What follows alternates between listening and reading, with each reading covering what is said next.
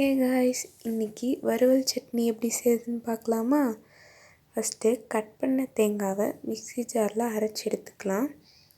இப்போ ஒரு பாத்திரத்தில் கொஞ்சமாக எண்ணெய் ஊற்றிக்கலாம்.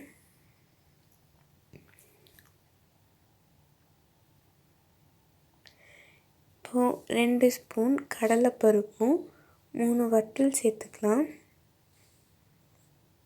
கூடவே கொஞ்சம் கருவேப்பிலையும் 2 பல் பூண்டும் சேர்த்து நல்லா வதக்கி எடுத்துக்கலாம். இப்போ இது கொஞ்சம் வதங்கின உடனே நம்ம அரைச்சி வச்சுருந்த தேங்காவை சேர்த்துக்கலாம். கொஞ்ச நேரம் நல்லா வதக்கி விட்டு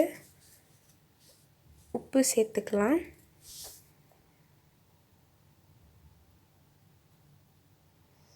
நல்லா வதங்கின உடனே ஆற வச்சு மிக்ஸி ஜாரில் சேர்த்து அரைச்சி எடுத்துக்கலாம்.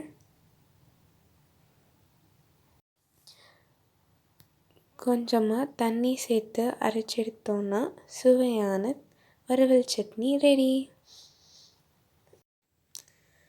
தோசை கூட வச்சு சாப்பிடும்போது ரொம்பவே டேஸ்ட்டாக இருக்கும். நீங்களும் ட்ரை பண்ணி பாருங்கள்.